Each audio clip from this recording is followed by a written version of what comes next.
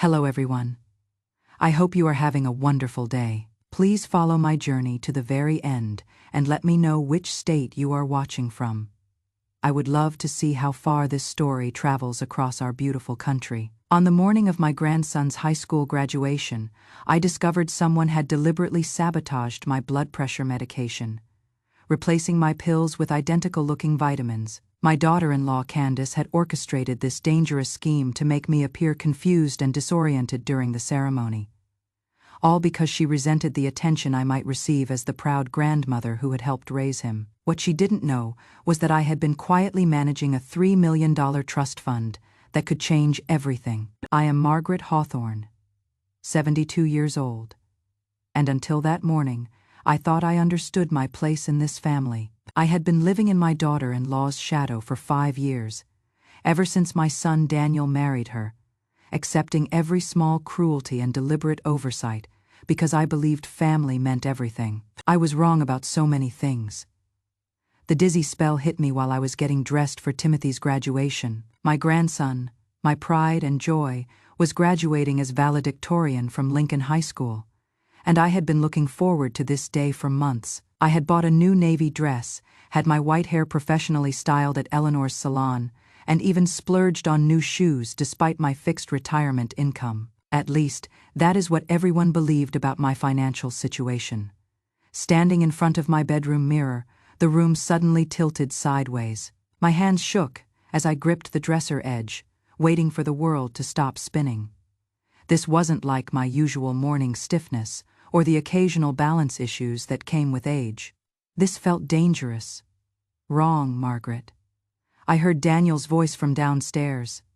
Mom, we need to leave in 20 minutes. 20 minutes to pull myself together, to figure out why I felt like I might collapse at any moment. I had taken my morning medications exactly as prescribed, the same routine I had followed, religiously, for 8 years since my heart attack. Dr. Patterson had been very clear about the importance of consistency with my blood pressure medication. I reached for my pill organizer, the plastic container divided into 7 sections that Candace had helpfully prepared for me last Sunday. She had insisted on taking over this task 6 months ago, claiming she wanted to help me stay organized. At your age, Margaret, it is so easy to get confused about medications, she had said with that bright smile that never quite reached her eyes.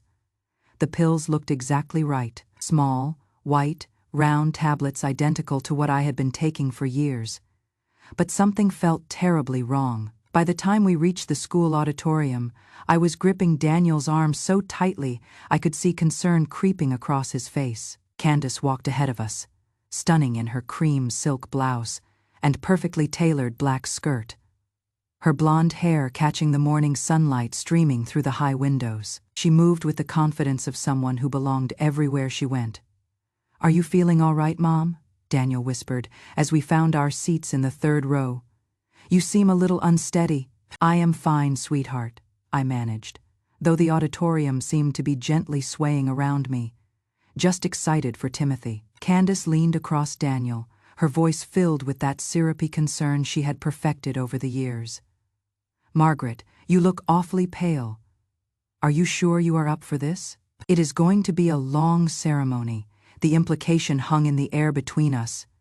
At my age, with my health conditions, perhaps I shouldn't be pushing myself to attend important family events. Perhaps I was becoming more of a burden than a blessing. I wouldn't miss Timothy's graduation for anything, I said firmly, though speaking required more effort than it should have. Of course not, Candace replied, patting my hand in a gesture that looked caring to anyone watching. We are just worried about you. You have seemed so confused lately. Confused. There was that word again, the one Candace had been using more frequently over the past few months. Little comments about my forgetfulness, gentle corrections when I would tell a story she claimed I had gotten wrong, concerned observations about my ability to manage household tasks. The graduation ceremony began with pomp and circumstance that should have filled me with pride.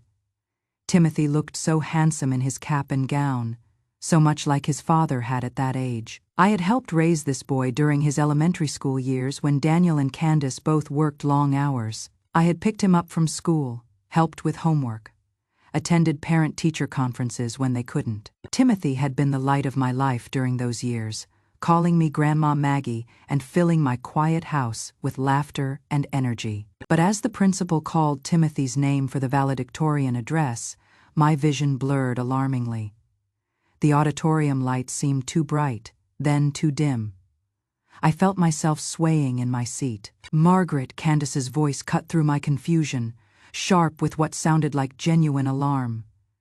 Daniel, something's wrong with your mother. The next few minutes passed in a fog of concerned faces and gentle hands helping me to my feet. Daniel's arm around my waist, Candace's voice explaining to nearby parents that I had episodes sometimes, that they were so worried about my declining health. We should take her home, I heard Candace say. She is not well enough for this kind of excitement. No, I protested weakly, but the word came out slurred, barely recognizable. Timothy, his speech. She is really not making sense, Candace continued, her voice carrying to at least a dozen people around us. This has been happening more often lately. We have been trying to decide if it is time for more specialized care. Specialized care, the phrase sent a chill through me even in my disoriented state. I knew exactly what she meant, and I knew exactly how this looked to everyone watching.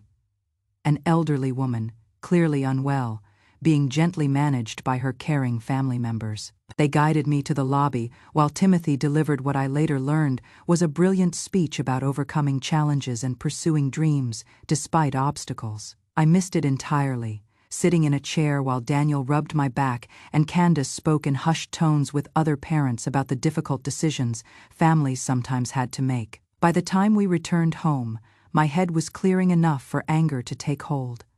Something was wrong with this picture.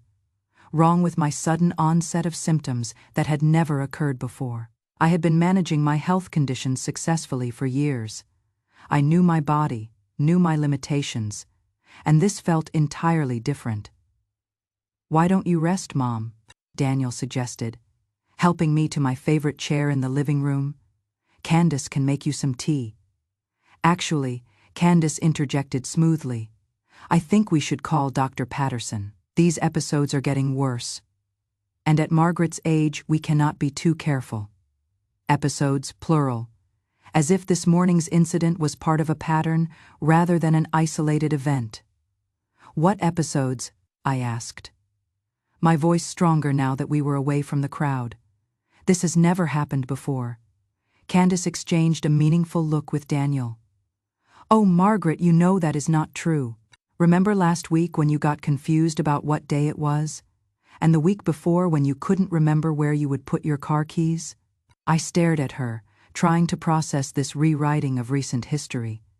Yes, I had been momentarily confused about the date once, something that happened to everyone occasionally. And yes, I had misplaced my keys, like millions of people did every day. But the way Candace was presenting these normal minor incidents made them sound like symptoms of serious cognitive decline. "I think you are overreacting," I said carefully. "Am I?" Candace's voice took on that patient, gentle tone she used when she wanted to sound reasonable while saying something devastating. "Daniel, tell your mother what you told me about being worried." My son looked uncomfortable, but he spoke. "I have been concerned, Mom. You do seem different lately, more forgetful. Sometimes you repeat yourself." I felt the ground shifting beneath me again, but this time it wasn't medical. This was something else entirely. "Different how?" "Well," Daniel hesitated, glancing at his wife for support. "Like Tuesday when you called to ask if we were still having dinner Sunday, but you had already asked me that the day before. And last month," Candace added helpfully, "when you insisted you had never received the invitation to the Hendersons' anniversary party. But I personally handed it to you." Each example felt like a small knife cut. Tiny incidents, normal human lapses in memory or attention, being cataloged and presented as evidence of my declining mental capacity. "Everyone forgets things sometimes," I said, but my voice sounded weak even to me. "Of course they do," Candace agreed warmly. "But at your age, with your health conditions, we have to be more vigilant." The doctor said stress can make these things worse. She was good. Very good. Every word sounded caring, responsible, loving. To anyone listening, she sounded like a devoted daughter-in-law, managing a difficult situation with grace and patience. "I think I would like to lie down," I said finally, recognizing that this conversation was only going to get worse. Of course, Candace jumped up immediately. "Can I get you anything? Your medication?" The offer made my skin crawl, though I couldn't articulate why. "No. Thank you. I am fine." As I walked slowly toward my bedroom, I heard Candace speaking quietly to Daniel in the living room. "We cannot keep pretending this isn't happening," she was saying. She could have fallen today, hurt herself, embarrassed Timothy at his graduation. What if she had been driving? "I know," Daniel replied, his voice heavy with what sounded like grief. "I just never thought. She has always been so sharp." "I know, honey, it is heartbreaking, but we have to think about what is best for everyone, including her." I closed my bedroom door and sat heavily on my bed, my head finally clear enough to think properly. What I was thinking wasn't pleasant. Over the next 3 days, I conducted a careful experiment. Instead of taking my morning medications as usual, I substituted vitamins from my own supply, identical in appearance to my blood pressure pills. The difference was immediate and dramatic. No dizziness, no confusion, no episodes. On the 4th day, I took my prescribed medication from Candace's prepared organizer. Within an hour, I was gripping furniture to stay upright, struggling to form coherent thoughts. The realization hit me like a physical blow. Candace had been systematically sabotaging my medication, replacing my blood pressure pills with something else, probably over-the-counter supplements, and watching me deteriorate while she built a narrative about my declining mental health. But why? What could she possibly gain from making me appear incompetent? The answer came to me as I sat in my living room that evening, watching Daniel and Candace discuss my condition in hushed tones by the kitchen counter. They thought I couldn't hear them, but they were wrong about many things. "Dr. Patterson thinks it might be time to consider assisted living," Candace was saying, "somewhere with memory care support." "She is not going to like that," Daniel replied. "I know, but we cannot keep worrying about her every minute. What if something happens when we are not here to help? What if she falls and breaks a hip? What if she forgets to turn off the stove?" "You are right," Daniel said with a sigh. "I just hate the idea of putting her somewhere. We are not putting her anywhere. We are making sure she gets the care she needs. And honestly, Daniel, it would be better for Timothy too. He is starting college in the fall. He shouldn't have to worry about Grandma having episodes during his visits home. Episodes that Candace was creating. A declining mental state that Candace was orchestrating, all to remove me from the family narrative, to clear the way for her version of Daniel's life. I understood now why she had been so helpful with my medication management, so attentive to my daily routines, so quick to document every small mistake or moment of confusion. She had been building a case against me, preparing for this exact conversation. What Candace didn't know, what none of them knew, was that I had options she couldn't imagine. 3 years ago, my sister Dorothy had passed away and left me everything. Dorothy had never married, never had children, and had built a considerable fortune through decades of careful investments and a successful accounting practice. $3 million, sitting quietly in an account that I had told no one about. Dorothy had made me promise to keep it secret initially. "Watch how people treat you when they think you have nothing," she had whispered from her hospital bed. "You will learn who really loves you and who just tolerates you." I had kept that promise, even when it meant enduring Candace's subtle condescension about my fixed income and modest circumstances. Even when Daniel worried about my ability to maintain my house, to afford proper health care, to live independently on my small pension. Now I was grateful for Dorothy's wisdom, because I finally understood exactly who my family thought I was, and exactly what they were willing to do to manage the problem of my existence. That night, I called Rebecca Steinberg, an attorney I had known since high school. Rebecca had handled Dorothy's estate, and she was one of the few people who knew about my inheritance.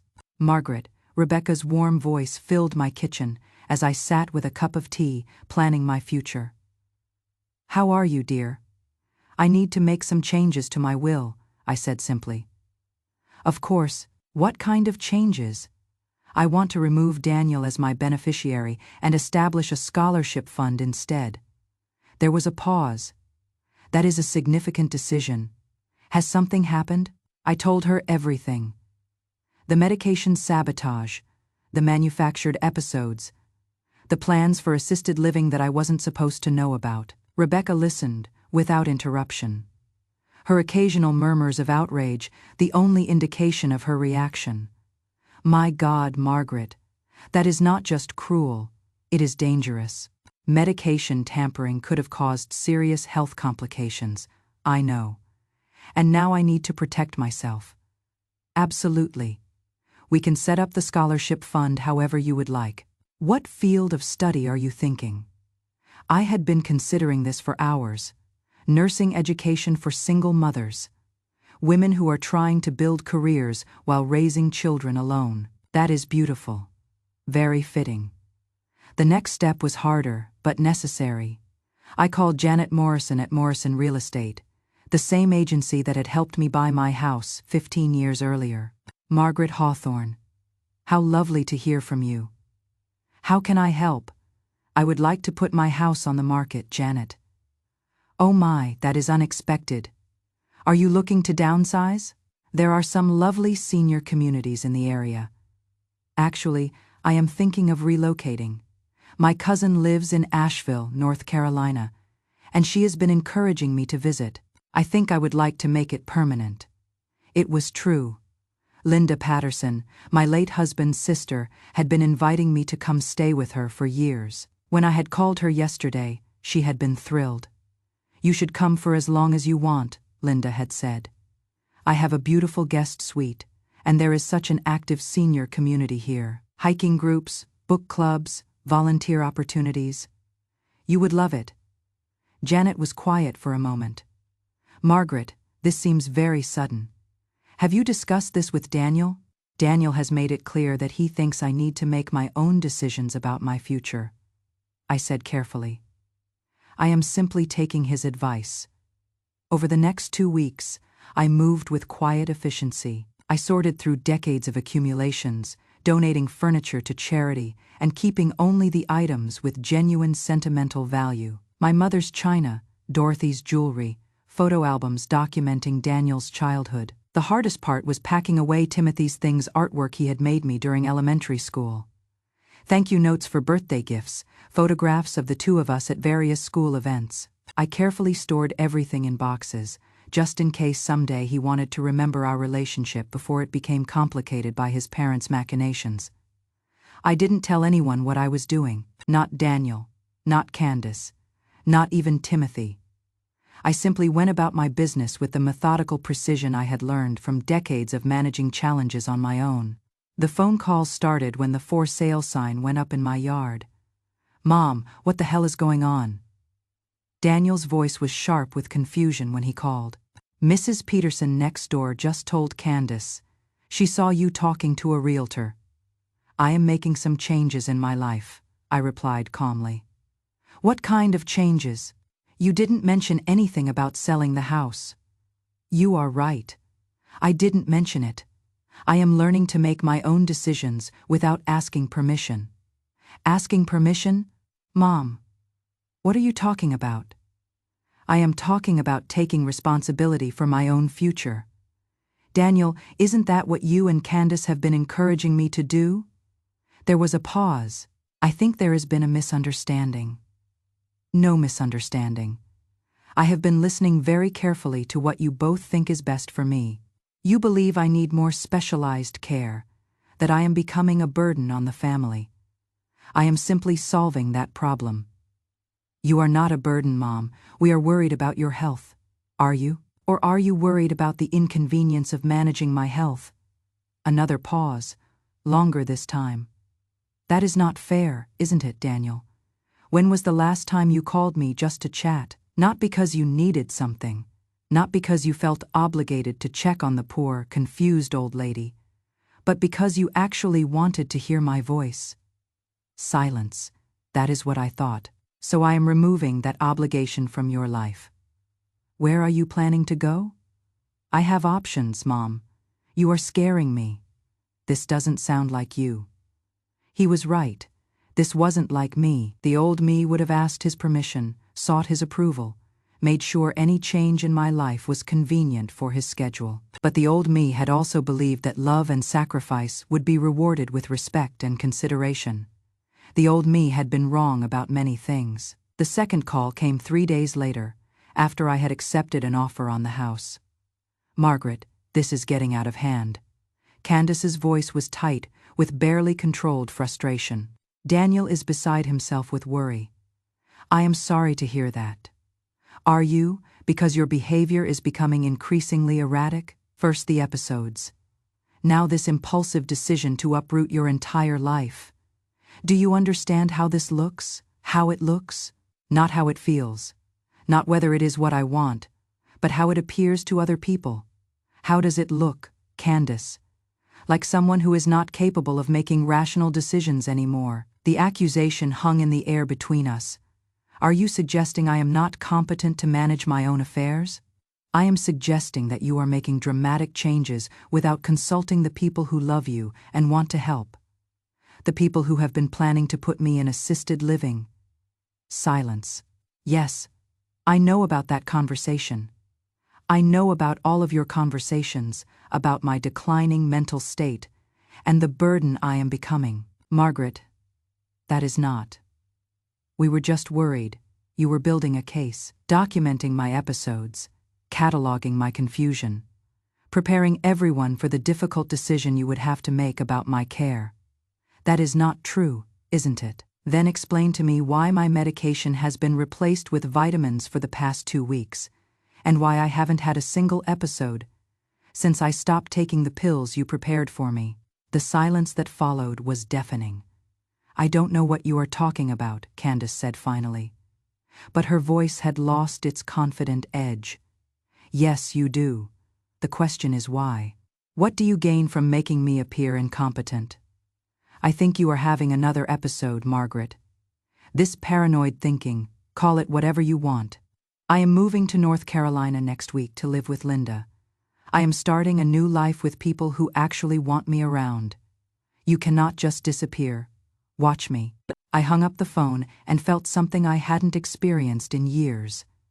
Power. For the first time in decades, I was making decisions based on what I wanted, rather than what other people expected of me. They showed up the next morning, Daniel and Candace together, with backup in the form of Timothy. My grandson looked uncomfortable but determined, clearly having been told he was participating in some kind of intervention for his confused grandmother. Grandma Maggie, Timothy said, as they settled in my living room, among the packed boxes.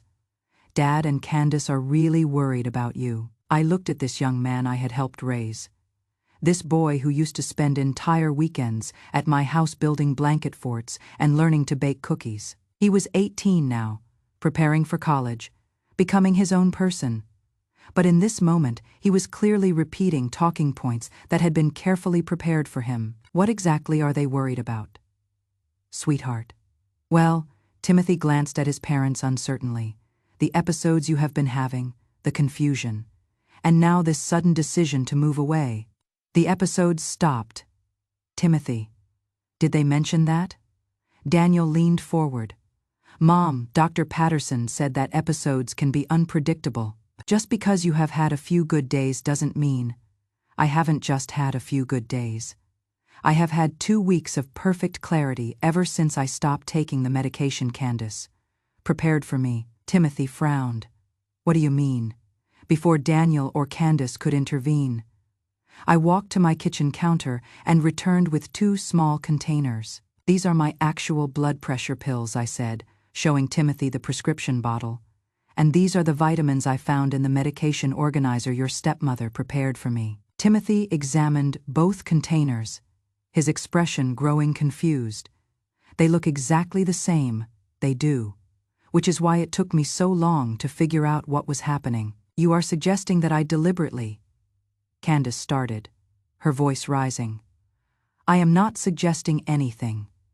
I am stating a fact. You have been systematically replacing my medication with vitamins, then documenting the resulting symptoms as evidence of my declining mental capacity. Timothy looked back and forth between us, his face pale. That would be really dangerous. Yes, it would be. Daniel stood up abruptly. Mom, these are serious accusations. You are saying Candace deliberately sabotaged your medication to make you sick? That is insane, is it? Then explain why my symptoms disappeared the moment I started managing my own medication again? Coincidence. Stress relief.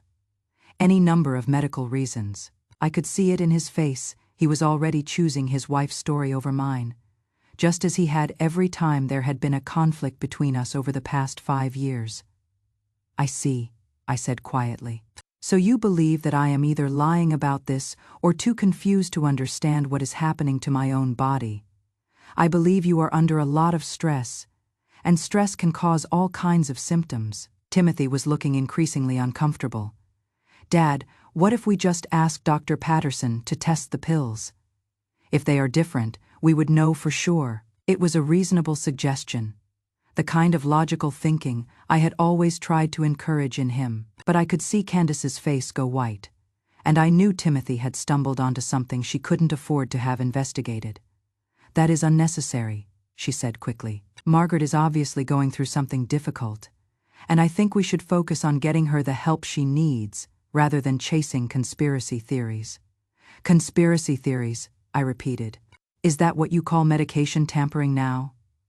I call it the delusions of an elderly woman who is struggling to accept her limitations. The words hung in the air like poison. Timothy stared at Candace with something approaching shock. Delusions? I asked softly. Margaret, you are 72 years old. You have had a heart attack. You live alone. You are managing multiple medications. It is completely normal for people your age to experience confusion, memory problems, difficulty managing daily tasks. She was good. Every word sounded reasonable, medical, authoritative. To anyone who didn't know better, she sounded like a caring family member dealing with a difficult situation. So in your medical opinion, I am no longer competent to make my own decisions. I think you need support making decisions. That is what family is for. Family, I repeated. The same family that has been planning to put me in assisted living, without my knowledge or consent. Daniel had the grace to look ashamed. We weren't planning anything. We were discussing options. Options for managing the problem of my existence. That is not how we see it, Mom. Then how do you see it, Daniel? How do you see a mother who raised you alone after your father died, who worked 2 jobs to pay for your college education, who babysat your son for free for 6 years while you and Candace built your careers? I see a mother I love who is going through a difficult time, do you? Or do you see an obligation you would rather not deal with? The silence that followed was deafening. Timothy looked like he wanted to disappear, and I didn't blame him. This wasn't a conversation an 18-year-old should have to witness. I think Candace said carefully that this conversation is becoming too emotional. Margaret, you are clearly upset, and that is understandable. Change is hard at any age, but especially as we get older. Change is hard, I agreed. But you know what is harder? Discovering that your family sees you as a burden to be managed rather than a person to be respected. Nobody sees you as a burden. Then why have you been systematically undermining my health and independence for months? I haven't been. Yes, you have. The medication sabotage was just the most obvious part. You have also been isolating me from my friends, questioning my memory and judgment, making me doubt my own perceptions. It is called gaslighting, Candace, and you are very good at it. Timothy's head snapped up. Gaslighting like psychological manipulation? Exactly like psychological manipulation? Daniel looked genuinely confused. Mom, I think you are reading too much into normal family concerns. Normal family concerns don't involve secretly planning someone's institutionalization while pretending to support their independence. We weren't planning your institutionalization. We were discussing care options. Without my input, without my consent, behind my back, because we knew you would resist any suggestion that you might need help. And that resistance would be evidence of my declining mental capacity, right? If I fight against being put away, that just proves I am not thinking clearly. Daniel opened his mouth, then closed it again. He was beginning to understand the impossible position I had been put in. "Grandma Maggie," Timothy said quietly. "Are you really moving to North Carolina?" "Yes, sweetheart. I am going to live with your Aunt Linda for a while, maybe permanently." "But why? I mean, if the medication thing gets sorted out, because even if that gets sorted out, nothing else changes. Your father and stepmother still see me as a problem to be solved. They still believe I am becoming a burden on your family, and I have finally accepted that they are right. You are not a burden." "Thank you for saying that, Timothy. But the fact is, I have been placing my emotional needs on this family without considering whether those needs were welcome. I have been assuming that because I love you all, that love was returned in the same measure." I looked directly at Daniel. I was wrong, and it is time for me to build a life that doesn't depend on other people's obligation to tolerate me. "Mom, we don't just tolerate you, don't you?" "Daniel, when was the last time you invited me to do something because you wanted my company, not because it was Mother's Day or my birthday or some other occasion that required family participation, but because you genuinely enjoyed spending time with me?" Another silence. "That is what I thought." Candace stood up abruptly. "I think we should all take a break from this conversation. Margaret, you are clearly overwhelmed, and making permanent decisions while you are in this emotional state isn't wise. The only thing I am overwhelmed by is the clarity of finally understanding my situation. Your situation. My situation as an aging woman whose family has decided she has become inconvenient." Timothy looked stricken. "Grandma, that is not true, isn't it? Sweetheart, tell me honestly, how often do your parents complain about having to deal with me? How often do you hear discussions about my episodes, my confusion, my inability to manage my own life?" Timothy glanced at his parents, then back at me. His silence was answer enough. "I thought so." I walked to my front door and opened it. "I think you should all leave now. I have a moving truck coming tomorrow, and I have a lot of packing to finish." "Mom, please," Daniel said. "We can work this out." "No, we cannot. Because this isn't a misunderstanding, Daniel. This is who you have become. And I have finally accepted that no amount of love from me is going to change that." They left, but not before Candace turned back with one final attempt at control. "Margaret, I hope you understand that we cannot support this decision. If you move away and something happens to you, don't expect us to come running." "I wouldn't dream of it," I replied. "I will be too busy living with people who actually want me around." After they were gone, I sat among my packed boxes and felt something I hadn't experienced in years. Peace. The pretending was over. The begging for scraps of affection was over. The trying to fit myself into a family that had outgrown me was over, and I was still breathing. In fact, for the first time in years, I felt like I could breathe freely. 8 months later, I was standing in my new kitchen in Asheville, watching the morning mist rise off the Blue Ridge Mountains, while coffee brewed in my new favorite mug. My hair had grown back full and silver, and I wore it in a simple style that pleased me rather than trying to look younger or more appealing to people who didn't appreciate me anyway. Linda had been right about the community here. Within a month, I had joined a hiking group for active seniors called the Mountain Wanderers, where I had discovered muscles I had forgotten I had and a sense of adventure I had buried decades ago. The book club that met at the local library had introduced me to authors I had never heard of and perspectives that challenged my thinking in wonderful ways. And the volunteer program at the regional hospital had given me a sense of purpose I hadn't felt since my working days, reading to children in the pediatric ward and helping elderly patients navigate the confusing maze of modern healthcare. Each morning, I woke up excited about the day ahead rather than dreading the obligations and careful navigation of other people's moods that had defined my previous existence. I had coffee dates with women who laughed at my stories and shared their own without judgment. I had evening walks with George, who told me about his late wife Eleanor with the same tenderness I felt when I remembered my husband James. For the first time in my adult life, I was living for myself rather than defining my worth through other people's needs.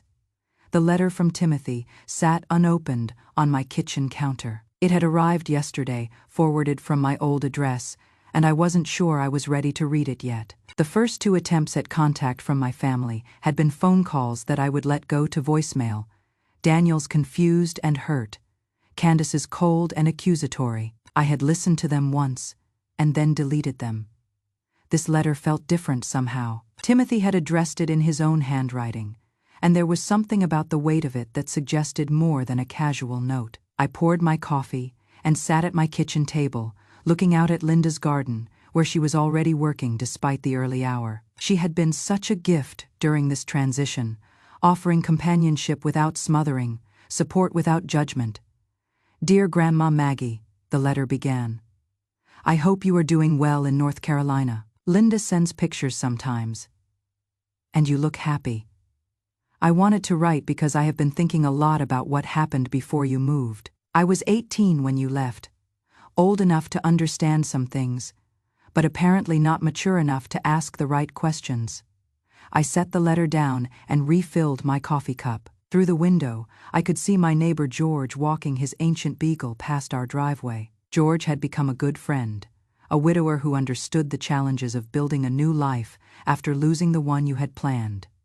I am in college now, studying pre-med at State. Living away from home has given me perspective on a lot of things, including family dynamics I was too close to see clearly before. Last month, I came home for fall break and found Dad going through some old photo albums. He was looking at pictures of you and me from when I was little at the zoo, at my school events, baking cookies in your kitchen. He was crying, Grandma Maggie. I had never seen my father cry before. I picked up the letter again, my hands steadier than I had expected. He told me how much he missed you, how guilty he felt about the way things ended. Then he said something that made me start asking questions I should have asked a long time ago. He said Candace had been right about your medication causing confusion, but that maybe they should have talked to you about it instead of making decisions for you. That got me thinking about what you had said about the pills being switched, so I did something I probably shouldn't have done. I asked Candace directly about it. My stomach tightened. I could imagine how that conversation had gone. Her reaction was strange. She got defensive immediately, started talking about how you were paranoid and manipulative, how you had tried to turn me against her. But the thing is, Grandma, you never said anything against Candace to me. Ever, even when she was saying things about you that I now realize were pretty cruel. I started paying attention to how Candace talked about people when they weren't around. About Dad's coworkers, about her friends, about neighbors. There was always something wrong with everyone. Some reason they couldn't be trusted or weren't as competent as they seemed. Then I remembered something from high school. Remember when I broke my arm during baseball season?